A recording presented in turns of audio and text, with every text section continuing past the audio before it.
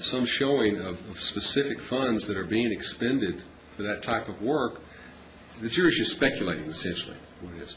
So I'm going to grant the motion in limine in respect to the household services, but I will allow you to argue for the loss of enjoyment of life that that is an element that the jury should attach some value to, and point out that he's no longer able to go out and if you can say with a straight face, I guess, that you're going to cut the grass for the enjoyment of life, but it is part of it, actually.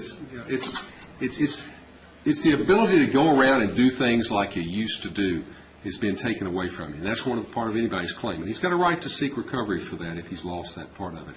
But when you come in with an expert who's going to put out a formula, the impression that carries with it and this professional aura that comes around someone who comes in with the credentials of Mr. Menzel, who's going to say that, no, yes, I used my formula, and you take this out, and this is how you extrapolate out what the exact dollar figure is for these household services, that would be inappropriate. If there's any probative value for him utilizing the figures from the PC Economist software program, it is substantially outweighed by likelihood of unfair prejudice and juror confusion, and under 403 would also be excludable. So I'm going to grant the motion limiting as to the testimony about household services. Now, and as an aside, Mr. Crawford, I think Mr. Menzel gave you some good advice, and I think you'd be wise to make some amended tax returns.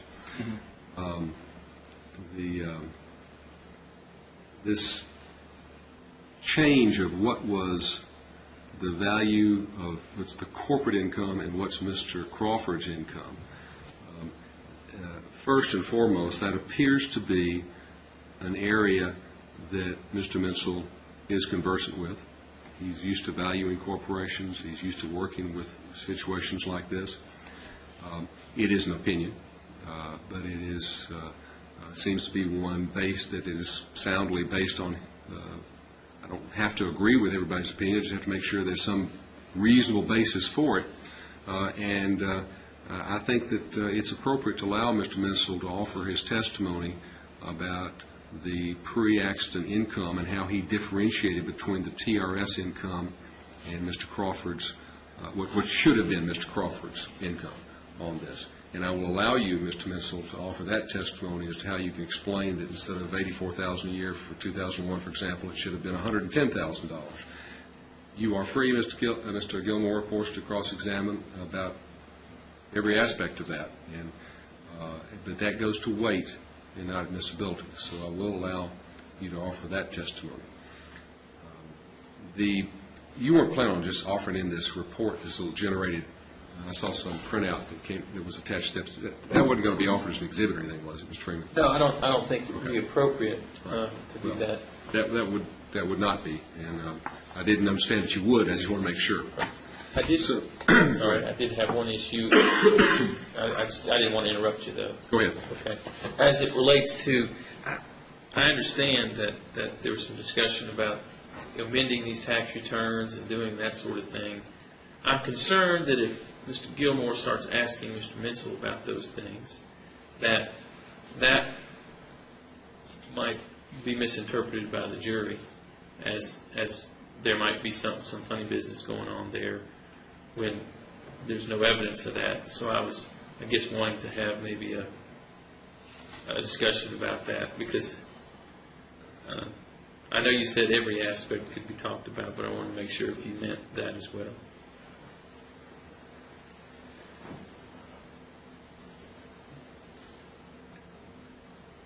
I think it's fair game for cross-examination. In all candor, a jury could hear this testimony and could make a determination that this corporate structure and the reporting was done with an intent to conceal assets and income, and can be an indicia of the credibility. On the other hand, Mr. Crawford's perfectly capable of explaining that his reasoning for it, or innocent mistake, or what the reasons were why they did what they did. I don't think it'd be appropriate to limit that. Mr. Gilmore may ask him about why this structure was chosen and why the tax returns were submitted the way they were, and question him about that. The reason I ask that is I think he's got a quite good explanation for why that was done. It may be convoluted and it may be lengthy, but as long as I'm able to ask him to explain it, then I don't sure. have an issue. Okay. Certainly, he's free to explain, we as a lawyer, you bring your case and your witnesses in with not only the pretty side, but all the freckles and warts that come with it too, and it all gets shown in front of the jury so they can make a decision. Mr. Menzel, your testimony then will essentially be, from what I understand was being offered, is going to be just in this determination of the pre-accident income. Now, were you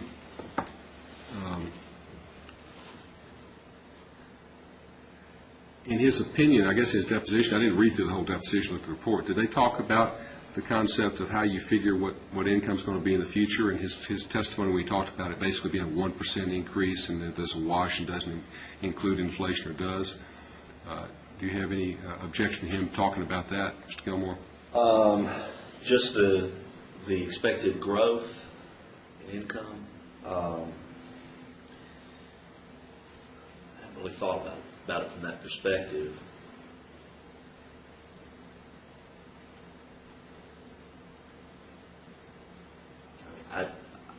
Not right now. No.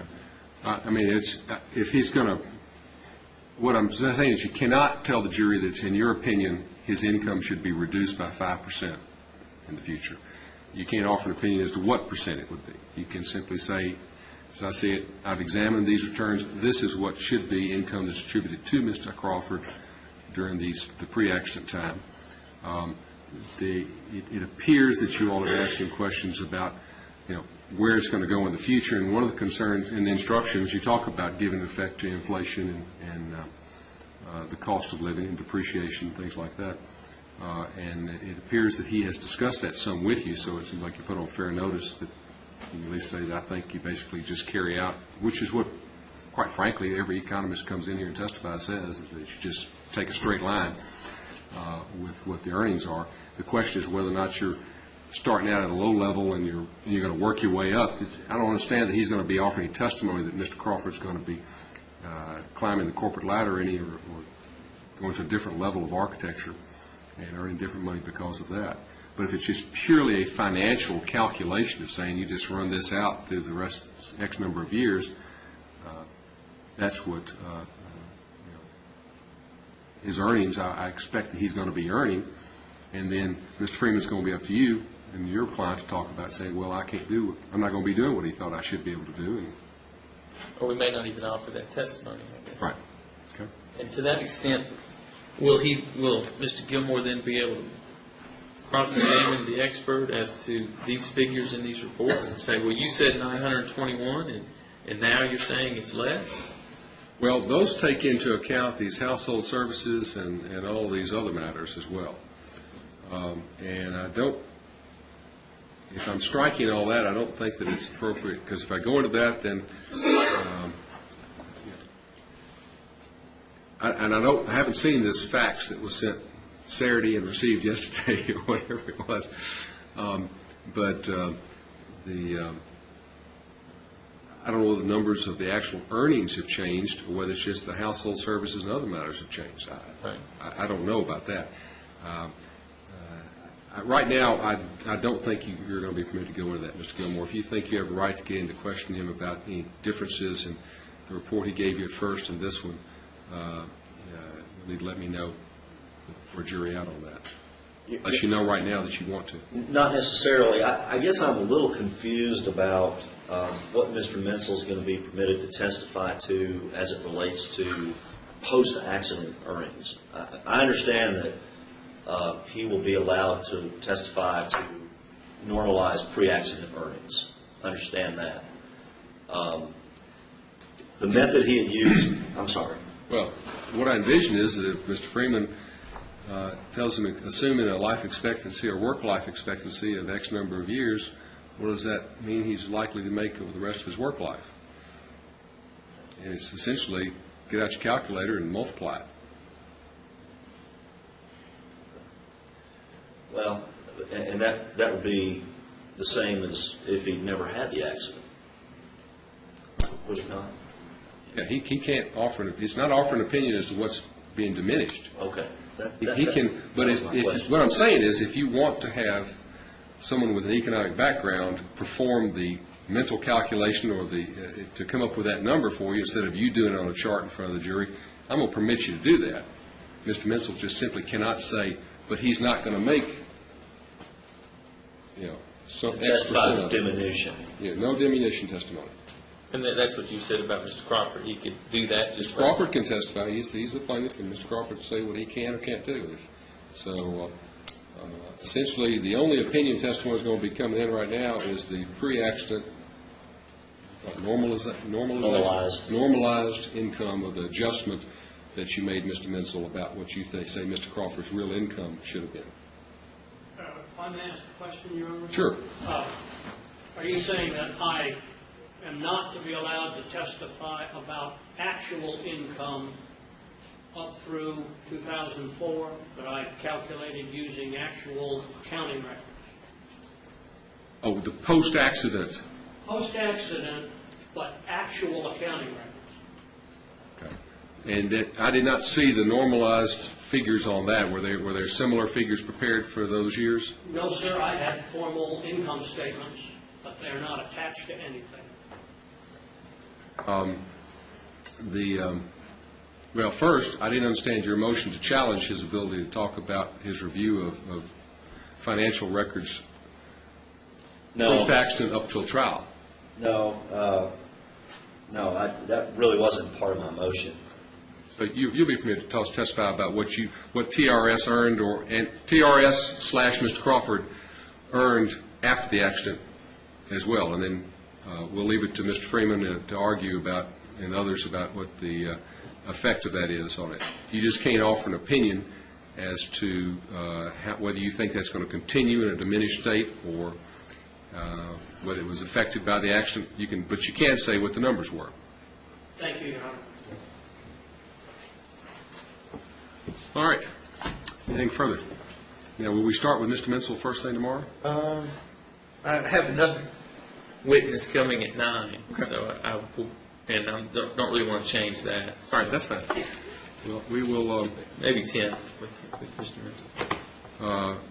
We will again. I apologize for the difficulties that went on here today with everything that's going on. I don't know why they apparently had left something off the top of the building came undone, and that's what we were getting straight outside air, and that's why it got so cold in here. And when it heated up, it burned up the projector, got it too hot, so it went into protective mode. And this brief glitch here on the recording, which I still don't know, it may have been on the digital, it just doesn't show that it is. They've given me a new interface, and I can't tell from looking at this yet. I'll double check that. So, y'all have a good evening. We will see you tomorrow at 9 o'clock. All rise.